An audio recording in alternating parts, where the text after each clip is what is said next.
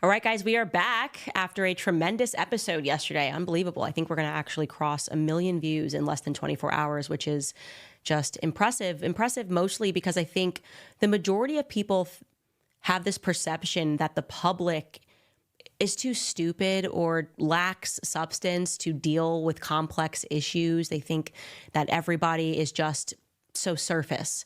And so a lot of times in media, you're encouraged not to talk about anything of substance, like just be outraged at the Olympics and say, oh, what's going on, blah, blah, blah, blah, blah, and don't get any deeper than that.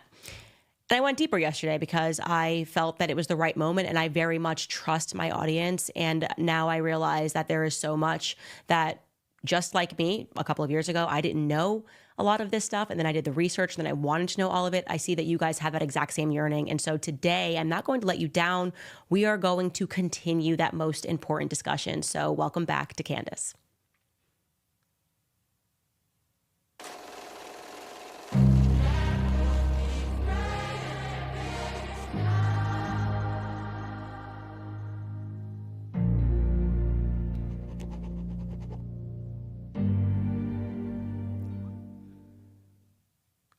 I would probably say that within my life, telling the truth has always come very easily to me. In fact, I think I've always sort of demanded to have an honest discussion. Even from the time that I was a small child, I get that question all the time from people.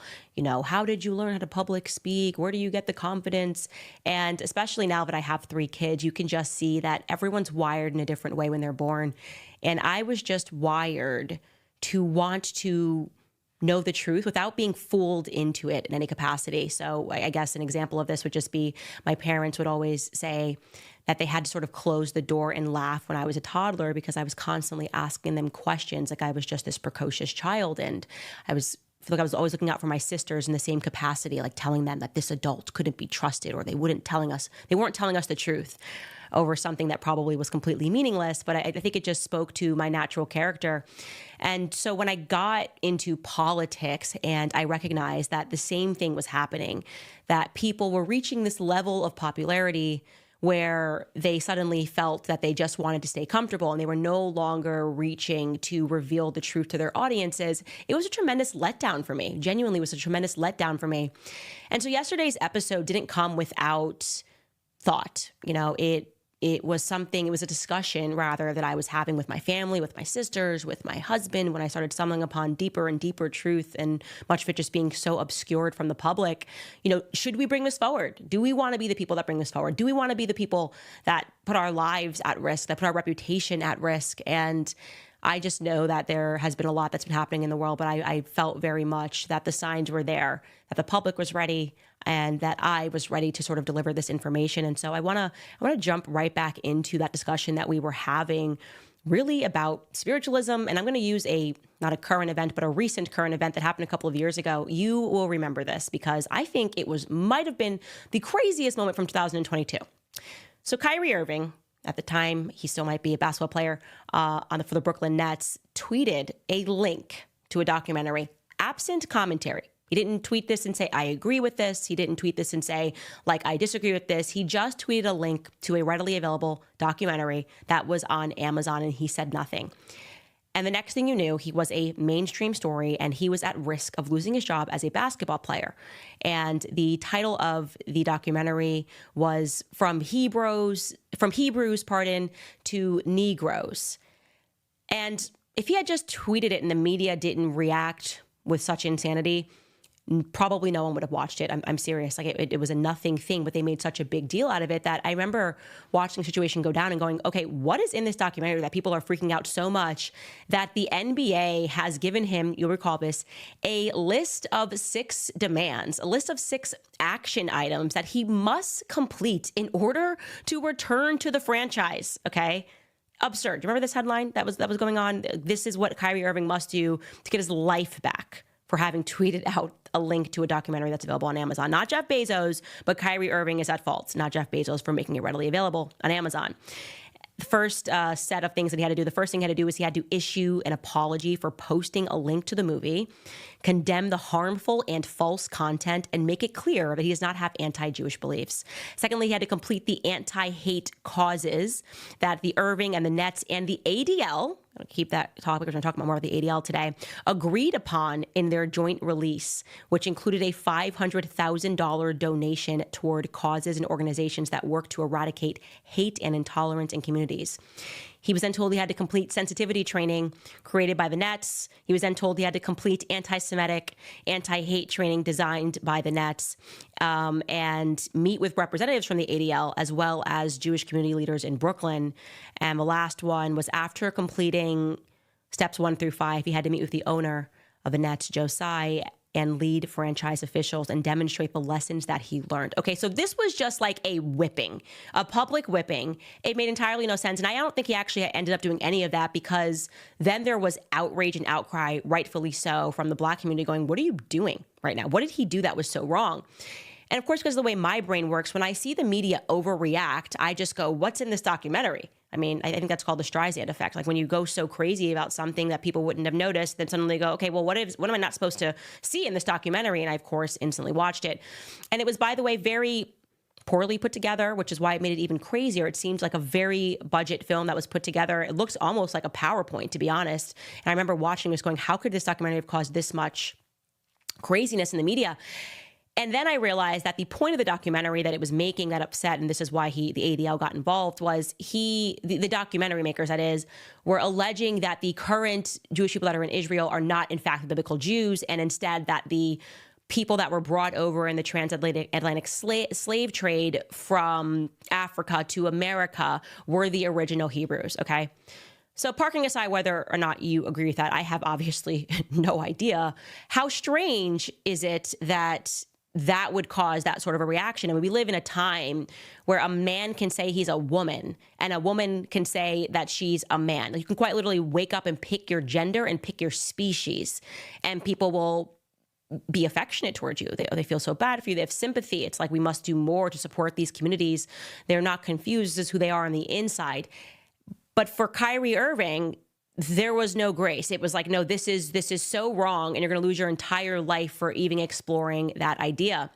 What it led me to think was, it is quite sad when you consider that so many of us have no idea where we come from. Like, that to me was the bigger point, that there are so many people on this planet who have no idea where they come from. I'm one of them. I can't go back beyond a couple of generations. And the reason for that is because of war. It's because of slavery. It's because of large human trafficking efforts that take place. And typically it's because, well, how does it happen? Because you should know. We should be able to say exactly which tribe we all came from in the Bible, because you would just think your relative then tells their descendant and tells their descendant and tells their descendant forever. And we could just look at our family history and go, yeah, my great, all the way going back Bible, this was us. But we can't do that, because you have situations where like a bomb is dropped and like one kid survives. It doesn't even have a memory of his father or his mother. You have people that were separated, as African Americans were when they were first brought over from Africa, Black Americans, separated from their families, being traded all across, quite literally no memory. I mean, I have part in my family. My grandfather's grandmother was fully Native American. I wish I could learn more about the Cherokee Native Americans, and her given name, because they made them change their names in North Carolina, was like Eliza, my grandfather's grandmother. I know nothing about her. And there's something about that that's spiritually very wrong.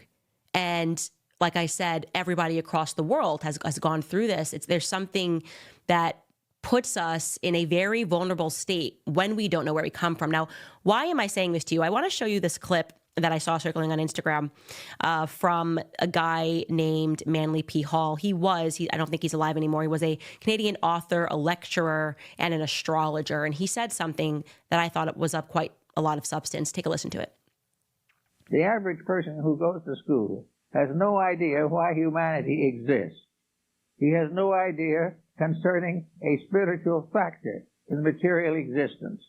He has no general comprehension of the rules of life as these differ from the rules of social and political structures. He does not know where he came from, he does not know why he is here, and he has no idea where he's going. And on this compound ignorance, we offer degrees and make brilliant scholars of the people who have never answered any of those questions. It is one of these amazing things that we have created a great hierarchy of well-lettered ignorance. We have made everything subservient not to wisdom, but to the passing advantages of the hour. If you don't know where you came from, you know nothing. I mean, that's the reality. When he says that we've parked aside wisdom and replaced it with something else, that is the truth. That is what comes from ancestry. There's a certain wisdom that comes from ancestry, which is why it becomes important to understand, well, if we don't know history, we know nothing. Everything is becoming an ever-present. What if there was a group of people who could quite literally, knowing every single name, trace, or maybe there's more than one group of people who can do this straight back to the Bible? Like, that would be so impressive, and they would have so many answers, and they would truly have a leg up in life. And this was something that also crossed my mind, by the way, when Vladimir Putin sat down with Tucker Carlson. And one of my friends, Mike Cernovich, tweeted this mass media freak out. They did not want Americans to hear what Vladimir Putin had to say. And he starts out with this, in the 7th century. And then he starts walking through Russian history, like literally started beginning in the 7th century. And Mike Cernovich remarked that Americans have no concept of these blood feuds that could quite literally be dating all the way back to 7th century. Like what he is describing, Vladimir Putin, that is, between Ukraine and Russia, he is saying is something that began in the 7th century. That is quite impressive. Again, not something that Americans could quite imagine, least of all when so much of our education is fake, right? Let's talk about Wikipedia. That's just one example. Wikipedia virtually exists not to actually tell you anything historically, but to obscure things historically. By like the slight removal of certain facts, they are able to realize that most people don't have a memory of things that have happened, let's call it even 50 years ago. And all they have to do is keep updating entries and wipe away a few things. And they can give you an entirely new narrative. And it has been long understood that the ADL has been effectively running. That's why I bring up the ADL again, handing Kyrie these demands. They've been running Wikipedia so much that now Wikipedia finds it offensive. So this is a recent article in Haaretz, that's an Israel-based newspaper, where they are saying the ADL faces a Wikipedia ban over reliability concerns on Israel and anti-Semitism. The ADL no longer appears to adhere to a serious, mainstream, and intellectually cogent definition of anti-Semitism, So what they're basically saying is like they're just putting their feelings in there and they're saying a lot of stuff. But I think it's funny that the Wikipedia is saying that just recently happened. No, it's always been that way. And I gave you that example yesterday. If we knew the history of the ADL, if we could learn that on Wikipedia, no one would support the ADL, because the ADL, factually speaking, was founded to protect a pedophile named Leo Frank. This is very relevant. And by the way, I had a wonderful discussion yesterday with this Jewish PhD professor and a writer named David Bashvikin on Twitter, because he heard about my episode talking about Sabbatianism, and I guess he assumed that I was going to say, like, this is what Jews worship, and I was actually saying the exact opposite. So I messaged him privately on Twitter, and we had this wonderful back forth speaking about how Jewish people and Christians actually need to unite and to do the research and to root out these satanic people that have infiltrated both of our faiths, including the Muslim, the Islamic faith as well. There has been an infiltration. And so we were having this back forth, and I was speaking to him about these Frankists and how they literally came to America, and the evidence of that is everywhere. And particularly, yes, this is how the ADL was born. They were born of B'nai B'rith. B'nai B'rith was this Freemason chapter that was based in Atlanta, and Leo Frank was the president of that chapter. He was incredibly wealthy. He ran a local pencil factory. During Passover of 1913, he viciously raped and murdered a young Catholic girl named Mary Fagan. Okay.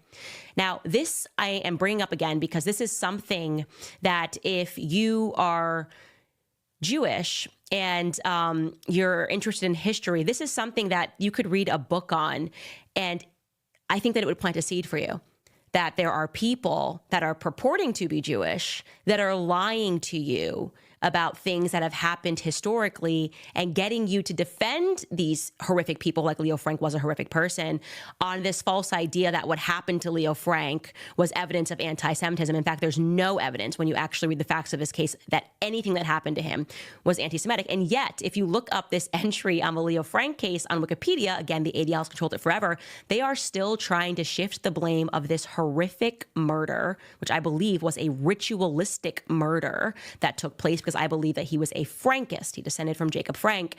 They are still trying to sell to the public that it's plausible that the black janitor did it. That is explicitly racist, okay? You have to be a moron, and I'm saying this with love in my heart, to believe that in 1913 Atlanta, okay, in the segregated South, that the judicial system decided to collude, right, to protect a black janitor, a poor black janitor who raped and killed a white girl. Like, that is just, it never happened. And yet the ADL is still trying to sell it. Because when you get into this case, you recognize that they are an evil organization. And it's terrifying to think that this evil organization, who in my view does not support Jewish people at all. That is not their purpose. In fact, like I said, I believe that they are a Frankist organization, as best evidenced by the fact that the ADL, right, decided to remove the Azov battalion, the ones that are carving swastikas into their bodies, the neo-Nazi Azov battalion in Ukraine. Well, they conveniently removed them from the hate list when suddenly they wanted to get behind the war in Ukraine, okay? A person that would remove literal, actual, verifiable neo-Nazis that have carved swastikas into their forehead from the hate list in order to further Zelensky's purposes are probably not looking out for the best interests of the Jewish people, right?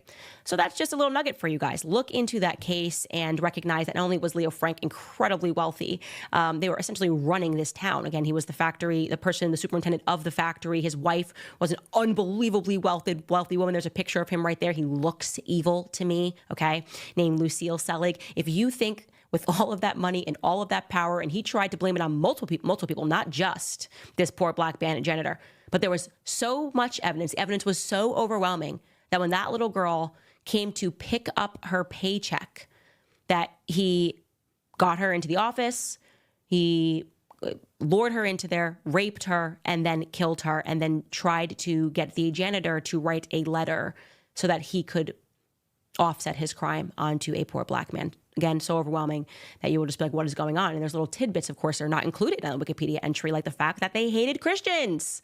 They did. Okay, that's a fact.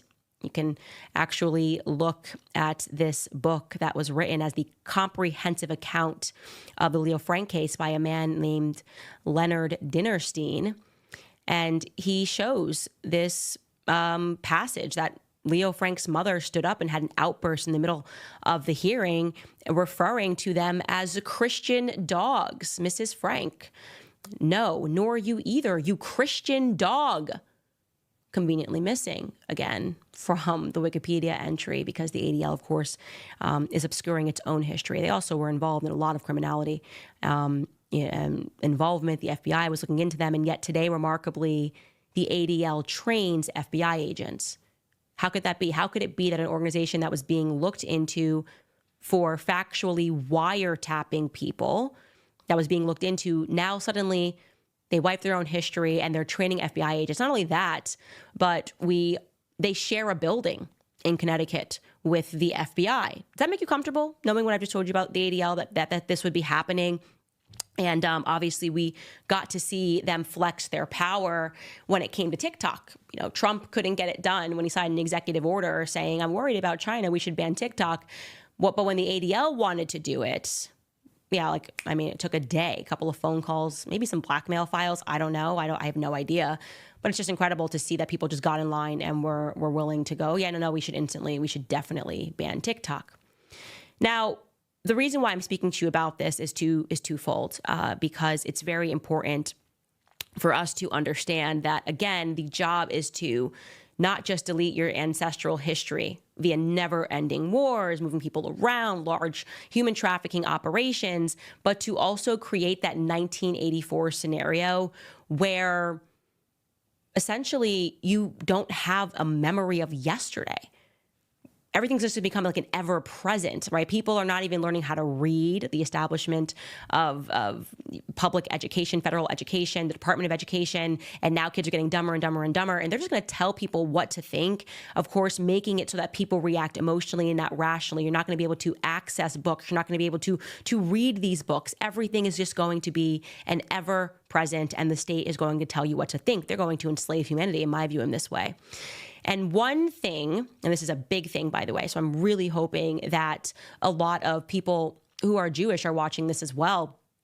That struck me as really odd when I was learning about Sabbatianism, and this really shocked me in my core because I've always told you guys I grew up with a large Jewish community. All my best friends were Jewish growing up, and I've always seen like the Star of David that is a lot of Jewish people wear as a necklace, and I thought that was associated traditionally somehow with Judaism.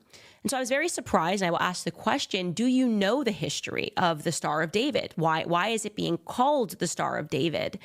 And I'm just going to just show you guys this straight up on Wikipedia. So if it's on Wikipedia, basically after they've obscured everything, that just must mean that it's just such an irreversible fact, because you wouldn't even want to admit this. But this is what the entry shows you about the Star of David, because it's actually a very recent thing that has been adopted from the Jewish community. Okay, it's not something stemming from the ancient times. And this is exactly what it reads. It reads that it is a derivative of the seal of Solomon, was used for decorative and mystical purposes by Muslims and Kabbalistic Jews. I want you to remember that, okay? So it's a derivative of the seal of Solomon. King Solomon was used for decorative and mystical purposes by Muslims and Kabbalistic Jews.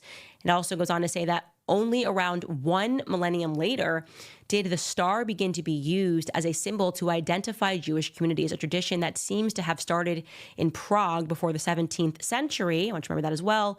And from there spread to much of Eastern Europe in the 19th century. It came to be adopted by European Jews as a symbol to represent Jewish religion or identity in the same manner the Christian cross identified the religion's believers. The symbol became representative of the worldwide Zionist community after it was chosen as the central symbol on a flag at the first Zionist Congress in 1897. So this is a recent symbol. But I'm going to show you that there is a mention of that star. It is called something else in the Bible. It is referred to, and I'm going to just dig this up for you, something that is known as the Star of Remphan in the Bible, okay? And I'm going to show you that star right now. Here's a picture of it. Oh, you can see if you're Jewish, you're going, oh, that's the Star of David. You can see on that left side there, by the way, that you see a goat and you see it looks like a pharaoh up top there. So you're going, okay, I don't associate this with Judaism whatsoever.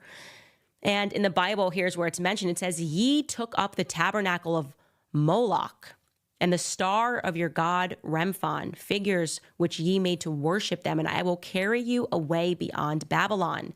It's also referenced later. It says, "Ye have borne the tabernacle of your Moloch and your Chian, your images, the star of your god, which ye made to yourself." So what is this referring to? It's referring to the ancient Canaanites, okay? The Canaanites were a brutal and a wicked culture. They frequently engaged in behavior that was considered obviously immoral and decadent, right? A list of the sins that Israel was told to avoid at all costs. Those sins included the Canaanites partook in incest, in child sacrifice, in homosexuality, and in bestiality. Now, in your mind, you're going, okay, that sounds familiar. We spoke about this as well when I was telling you guys about the Khazarian kingdom. And I think somebody asked a question yesterday, like, oh, do you know about the Khazars? And I had mentioned to you that, yes, I'm very aware, by the way, because I think that is what was mentioned also in that documentary that Kyrie Irving shared, was that for a period of time, a lot of Israeli historians were writing books and receiving awards for having traced their lineage to the Khazars. A very similar story with that kingdom before it was crushed by Russia and Persia, okay? So if you're following what I'm saying to you here, essentially this star of Remphan, which is being used, it was a symbol that the Canaanites used, and it was the star of a deity in which they worshipped. And I'm going to show you that Moloch, I guess. Okay, so again, you are seeing child sacrifice, which is what is being portrayed here. I'm not sure if we have another photo of Moloch, but yeah, you know, it has long been understood. There's Baal, there's Moloch, it's all about child sacrifice, and the goat is a known image that is associated with it. And another word for Moloch is Saturn.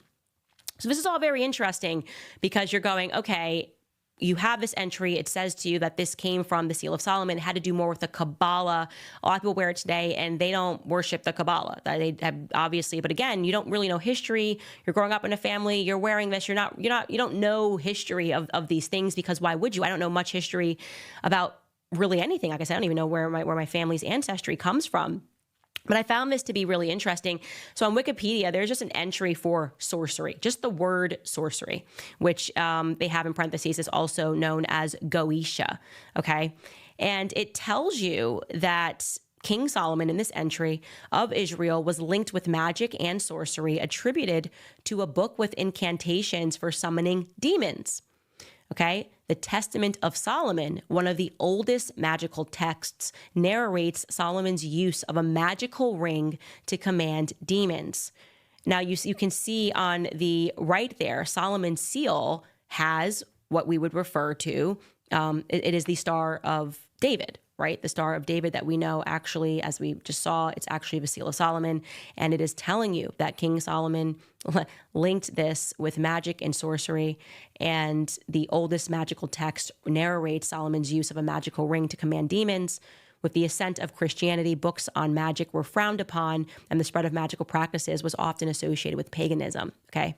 And then you'll see later on in this exact same Wikipedia entry, it says the magical revival of sorcery gained momentum in the 19th century, spearheaded by figures like Eliphas Levi. If you're a watcher of this show, you know that is the guy that created Baphomet, the transgendered deity, okay? Spearheaded by Eliphas Levi and Aleister Crowley, okay?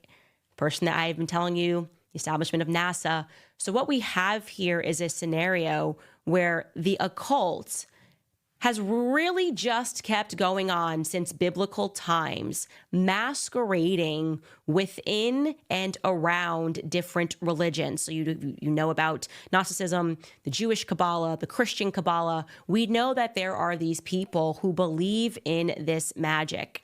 And that is why yesterday when I was telling you guys, and you guys were very reactive, and I'm so glad that you really engaged in this, about this unknown schism that took place. So relevant to understand this. And again, I learned this because I was interested in the perversion of Sigmund Freud, this unknown schism in which half of the world's Jewry converted or followed this guy who they believed to be the Messiah. His name was Sabbatai Zevi. Now, Sabbatai means Saturn, okay?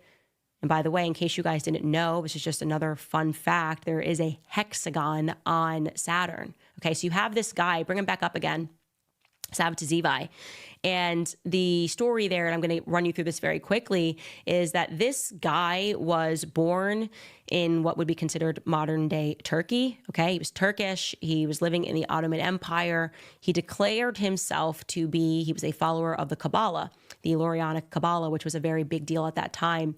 He declared himself to be the Messiah, and half of the world's Jewry at that time believed that he was. People were traveling to Palestine to see him, to bring him gifts. And then what happened was they became disillusioned with him because he came across the Sultan, the Ottoman Sultan, and the Sultan was like, you better convert. You're either going to become a Muslim or I'm going to kill you. And so this guy freaked out. It's understood now, there are great Jewish historians among them, I think, who is probably the most well-read on this guy and this guy's history is a man named Gershom Shalom. And again, I will link these books on my locals page. I didn't do it yesterday because I ran out of time, but I'm going to do it. Anyways, he basically said, yeah, you're going to either convert, you're going to become a Muslim today, or you will get killed. And so guess what he did? He converted and he became Muslim, okay? So this guy who says he's the Messiah, who's worshiping the Kabbalah, then converts and suddenly says, oh, this is actually totally fine because I have fulfilled the law of the Torah. I have fulfilled the law of the Torah, and actually it is now called upon us to sin. And a form of that is apostasy, which is essentially you can convert in order to deceive people into different faiths. And I am proof of that. So even though I am converting, I'm becoming a Muslim, it doesn't actually matter because laws have no meaning. Again, the Torah has been filled. I am the Messiah, and here I am. And at that moment, okay, now no longer half the world's Jews were following him. They were going, okay, this guy seems like a fraud. But he had the backing of the wealthiest people in the world. Okay, so his influence never went away. This became known as Sabbatianism, and what these Kabbalists believed was that yes, they would inherit the earth through deception, through deceptive means. So what became born was this group of Kabbalists who then made their way into Islam. They became known, and my pronunciation might be wrong here because I've only read about this, as Donmeh, Donmeh.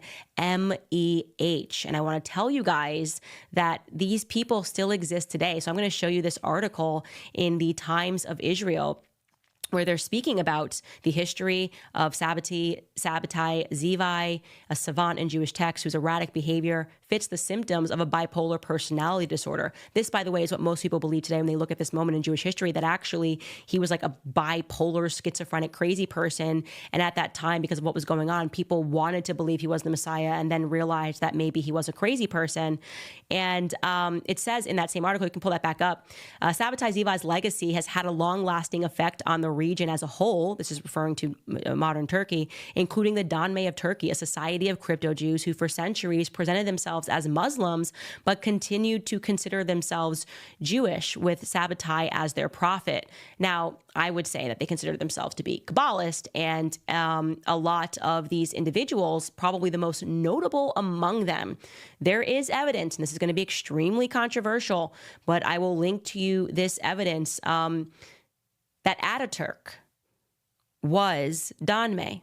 Ataturk came from a region where there was a strong Sabbatian stronghold, and there was an Israeli historian, an Israeli individual who wrote a book, which has now been discontinued, who said, yeah, I met him before he became Ataturk, and yeah, he was Jewish. I met him in a hotel, and he was Jewish. And again, I'm going to link that for you. The person, just so I can give you the name, because I'm sure people are going to go crazy for me saying that. This was published in Forward magazine. It's a Jewish publication in New York back in 1994. An out-of-print Hebrew autobiography by Itamar ben Avi, the son of Eliezer ben Yehuda, the leading promoter of the revival of spoken Hebrew in the late 19th century Palestine. Ben Avi, the first child to be raised in Hebrew since ancient times and later a Hebrew journalist and newspaper publisher, writes in his book of walking into the Kamenetz Hotel in Jerusalem one autumn night in 1911 and being asked by its proprietor, do you see that Turkish officer sitting there in the corner, the one with the bottle of Iraq? Yes, he's one of the most important officers in the Turkish army. It goes on, and it talks about how he looked at him and thought it was weird that soon-to-be Ataturk had piercing green eyes, and then Ataturk intimated to him that, he was Donmeh, that actually he was not at all actually a Muslim. So that's obviously extremely controversial. Again, I will link this. It is a matter of debate, but the point is that these people do exist, and to think about that in a larger scale of people who are falsely converting to other faiths and then causing wars or participating in wars and upheavals is a very scary, not a thought, an understanding. Okay, that is an understanding. I don't want to say it's a thought. I just think this happened. No, I've read this, and the implications there are quite severe. Quite severe. So, like I said, I can show you how all of our faiths have been infiltrated. And I say this, the Jewish faith, the Christian faith, and of course, the Muslim faith has been infiltrated by people with the explicit aim, as Sabbatai Zivi had, of taking over the world, that through sin, they would be redeemed, that they had to commit sins. It's a form of Gnosticism. The more that you sin, the more egregious your sin, we will inherit the earth. Now, I'm going to take a quick pause right here because I want to thank one of our sponsors. It's a great one to come right on time, obviously, because as we're talking about spirituality, for those of you who are thinking about praying, don't even know where to start. Well, I can't recommend enough Hallow, the app Hallow.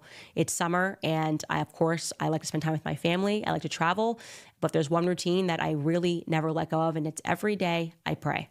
I'll be continuing my daily habit of prayer with Hallow, the #1 prayer app in the world. I love Hallow because it's a great resource for the entire family, and it will help you grow a connection with God. So if you're looking for a place to start, check out their new scripture series on the Gospel of John with biblical scholar Jeff Cavins and Jonathan Rumi, who portrays Jesus in The Chosen, or some new upcoming content with Jim Caviezel, the actor from Sound of Freedom and Passion of the Christ. Using this app is such a great way to spend a few minutes a day meditating on scripture and talking to God about what he wants for your life. Prepare your mind and heart for the chaos of this world by building your foundation of daily prayer today on Hallow. Download it for 3 months free at hallow.com/Candace.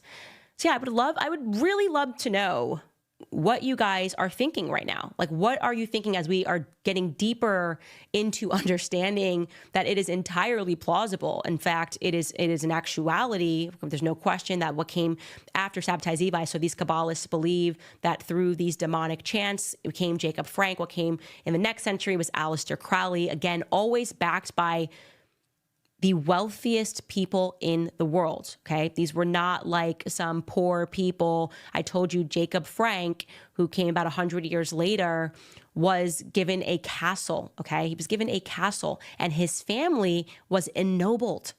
Jacob Frank was ennobled because, as I told you, he had an affair with Empress Maria Therese, okay? And after that affair, again, they believed in sexual rituals. These were the sacraments. Jacob Frank believed in incest. He believed in sexual rituals. This is the reason why the Jewish community was at war with one another. And it is a fact that when he got kicked out of Poland the first time after having this bizarre sexual ritual and a Talmudic rabbi kicked him out, they actually had rabbinical trials over this. This history is just right in your face. Rabbinical trials being like, this man is demented. Get him out of here. But what he did to protect himself and to protect his Frankist followers was he made a plea. He made a plea to the bishop at that time and said, hey, we'll convert to the Catholic faith. Our religions are not at war with one another. And not only that, but I will tell you, and he made this allegation that the Talmudists are killing Christians. Everything you suspected is true. They are killing Christians. It's a part of a blood ritual that they're doing. So you can imagine this was going on right now where you had the Jewish community warring with one another. And then what was the result of this was something which I so deeply regret for the Catholic faith, that bishop at that time allowed these false conversions, sided with Jacob Frank at that time because he's thinking, oh, well, if you're gonna throw this guy under the bus, you're gonna throw the Talmudists under the bus. And what then happened was this mass burning of the Talmud that took place in Poland, right? Fine. This is what this guy said. He's like, that's totally fine. That's totally fine. You can convert. And of course, they then later got kicked out of the Catholic faith. But by then, you see this apostasy continually happening where they just appear amongst other religions and they are explicitly saying to people, convert and hide yourself, convert, pretend that you worship these faiths, but privately, you are going to worship the Zohar. You are going to worship the Kabbalah. You have to hide who you actually are. And in that book that I was telling you about that was written by David Bakken, he put the pieces together and was able to determine that Sigmund Freud was one such Kabbalist.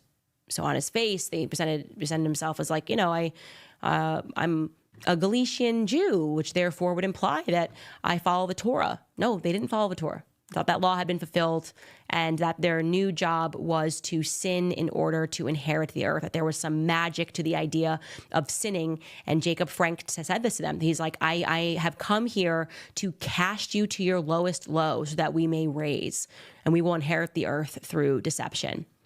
And so I have been very honest with the fact that a huge problem that I have with just a lot that I have learned is that there was this very quick, or at least I've seen historically speaking all throughout American history. And like I said, this adoption of now if you're a Catholic, you might call this a Star of Remphan. If you're Jewish, you might call this a Star of David, but it is explicitly acknowledged as coming from Solomon's seal. A source, something, the sign of sorcery as being adopted as the symbol for the Zionist cause. And I have seen that when you look into the individuals who are definitively Frankist, who practiced, like I said, in your own time, research Louis Brandeis. He came from a family of Frankists. It is explicit. You can find this everywhere. This cannot be contested. No one can tell you no. It's not a conspiracy theory. This man, okay, was a Frankist. He kept a photo of a portrait of Ava Frank, the unholy virgin, the non-virgin Ava Frank, who was considered a messiah, okay, the first female messiah to the mystics, on his desk. This man made it to the top of our government. He also married into a Frankist family. So this faith made it to America. And when you start to research these people, they committed a lot of their time to the Zionist cause. And that makes me uncomfortable. That makes me uncomfortable. And I am willing to say that. I am willing to have a discussion with people who think that it doesn't matter. I mean, and like I'm saying, I'm just telling you one of the families. There's a ton of these families, and their push and their dedication to the Zionist cause makes me uncomfortable given the history that I know. I believe that me having this conversation, or having the courage to have this conversation, like I had that behind the scenes conversation on Twitter with David, will actually open up for the first time in a long time an alliance between Christian and Jews needing to root out these sinister satanic elements that are happening right now on the world stage. I don't believe that this is our faith. I believe that there is a fringe cult that is operating, that they are satanic. And I wonder if we are dealing with people who can trace their history, who now practice as one of their deceptive measures, routinely changing their names, reappearing somewhere else, inspiring these wars, taking, stealing, the same corruption. I wonder if they can trace their lineage all the way back to the Canaanites. And they at first infiltrated the Jewish faith and the Muslim faith and then the Christian faith, maybe the Jewish and Christian faith around the same time based on what I've read. But these are very important discussions for us to be having if we are actually going to save things. We have to recognize that these people that worship Baphomet and this transgender deity, that the Kabbalah, this Lurianic Kabbalah recognizes this, and what they are trying to do through deception is to cast a spell on society to bring everybody into their consciousness. That is what it was explicitly their aims, by the way. I'm not making this up as I go along. This is the explicit aims of the Frankist cult. It's time for the world to wake up to this and to begin tracing their genealogy, tracking these name changes, and understanding what on earth is happening. Because I think what's happening is actually Satan. I do also want to shout out another one of my show sponsors that have the courage to allow me to have these conversations. And they recognize that my aim is to just give an opportunity to the entire world to better themselves, better their families, especially now during these tremendously awful economic times. We have American financing, and I think what they aim to do, I know what they aim to do, is to help Americans who are facing these everyday expenses, putting so much on their credit cards, to elevate that, to take away the stress that they're dealing with. A lot of people feel like they're in this never-ending cycle of debt. An answer is to call American financing. Don't let the debt be on your back. They're helping people that are just like you turn things around by using the equity in their homes to pay off that high-interest debt. They understand that what people are going through, and they're willing to talk to you. So American Financing is saving their borrowers an average of $854 a month. That's $800 a month. That basically comes to about $10,000 a year. Everyone can use a $10,000 raise at work. And they're closing some of these deals in as little as 10 days. So if you start today, you may not have to make next month's mortgage payment. There's no better time than right now to turn your situation around. Call 800-795-1210. That's 800-795-1210. Or visit AmericanFinancing.net/Owens. All right, guys, I do want to turn to some of your comments, and there are definitely a lot of them. Let me get into what you guys are writing here. This person says, Diddy changes his name and hosts weird parties. Yes, that is a fact. And that is why I feel like I got into so much trouble for speaking about what was happening in that lawsuit okay, it's the exact same thing. You're talking about these bizarre sex rituals. You're talking about blackmail. It's like, how many times can this happen before people start waking up and asking the right questions? And I know most people understand the significance of the Brigitte Macron story. Please go read it. Understand this, because you have to wake yourself up to the level of evil, right? You have to be willing to face it. You have to be willing to say, okay, this is real. Right? We're not going to be able to change things until you have the courage to face the evil that is happening. And I think that there's no greater modern example of that than the entire mainstream press colluding to lie to the public about the fact that Brigitte Macron is a man, born a man, named Jean-Michel Trogneau. Unbelievable. Candace, you are so brave. Stay safe. A Muslim. Thank you. Did they destroy the Talmud or the Torah? In the illustration that I just gave you, it's a historical fact. They burned the Talmud. And I think the rabbi's name was Erdem, but do not quote me on that. I could be wrong. Something to look up. And like I said, I will 1000% include the links today. I know I didn't on my locals page. And for those of you, thank you so much for all of you that signed up to support me in whatever capacity that you could on locals to keep this show free. You can head to CandaceOwens.com. You give whatever you want to support this show, guys. I would really appreciate it if you took a second to do that. If you can, if you have the capacity to. This person says, I can't pronounce it, unfortunately. Muslims call the Antichrist Al-Dajjal, AKA the liar. Thank you for giving us a translation there, AKA the liar. This person says, all your good work is paying off. Love from Serbia. Yes, guys, what you do, just share these episodes. Make people listen to them so that they can start researching things on their own. It's the only way we're going to have an awakening, is that there has to be more of us willing to take a stand, more of us creating more videos. We have to create just an echo, you know what I mean? And that's where the power comes from, is that we've removed the power from the mainstream media's hands because they are a part of this. They are a part of the elite, and you have other people who are just bad faith actors, okay? They are not worshiping the Kabbalah, but they are perhaps blackmailed. And the people that are in control are very clearly, in my view, these people. And they've always been in control. Like I said, it reappears as Aleister Crowley. He was best friends with the editor over at Vanity Fair. He was friends with the people in that club, the Yale Club. The name is escaping me right now. But these were the elites, okay? These were not people that were on the fringes. This person writes, Jews, Christians, Muslims unite. God bless you, Candace. Yes, we have to defeat Satanism, plain and simple. This person says, look up Madame Blavatsky. She trained Crowley. Yes, and guys, if these people believe in these magical rituals, in casting these spells on humanity, and you can look around you to see how much success they have had, clearly these spells have been working, then you should have that feeling in your gut right now that the only answer to that is going to be spirituality, is going to be you accepting what they know to be true. They believe in God, and they're doing everything to counter him, okay?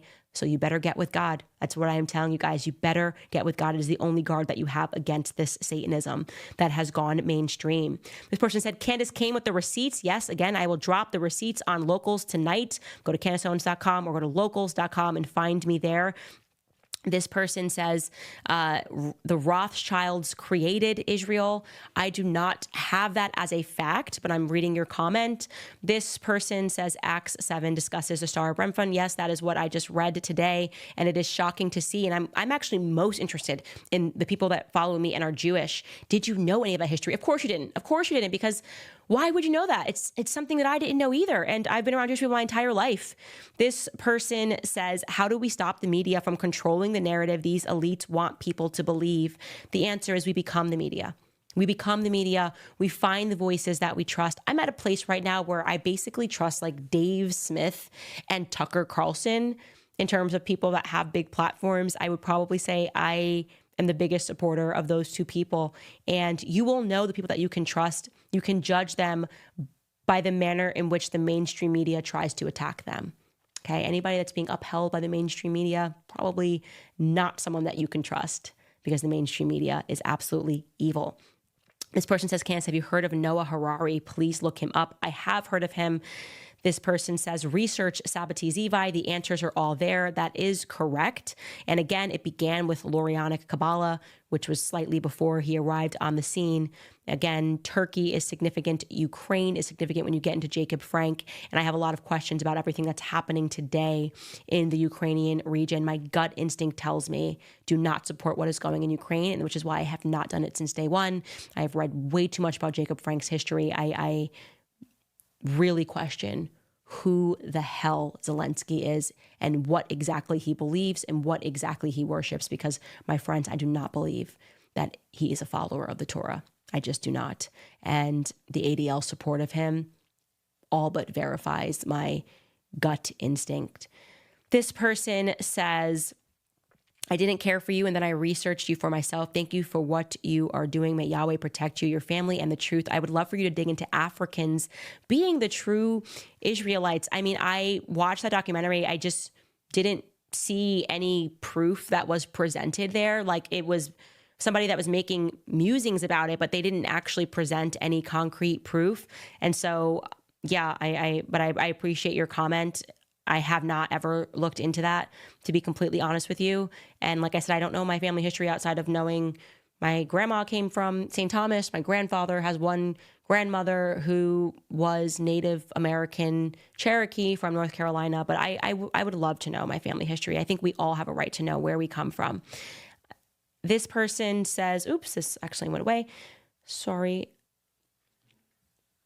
Don't pretend this evil only started with the Sabbatean Frankists. I am not saying that this evil only started with the Sabbatean Frankists. I am just giving people, I guess, a little snippet of where they can begin their research. And this is just the research that I have, guys. I don't have all of the answers. I've never claimed to have all of the answers, but I do have all of the questions, and I have the courage and the audacity to ask them publicly, while being maimed and while being caricatured and while still learning and while being routinely called stupid by academics who quite literally exist to make everybody else stupid, despite the fact that they're convinced that they're intelligent because they have a degree. They don't know where they came from. They know nothing. They're not even going to know in the future the difference between a man and a woman. They're going to be so unwise, right? So distrusting of their own gut instinct, so distrusting of their own eyes and their own ears, that in the future, they won't even be able to tell you the difference between a male and a female. So guys, we are going to stop there. Again, share this episode. Thank you guys so much from the bottom of my heart for giving me the courage to do this. And there's so many other episodes in American history that I want to talk about, and I'm going to continue to speak about on this show with your tremendous vote of confidence. All right, guys, go to locals.com, support the show, and we'll see you tomorrow.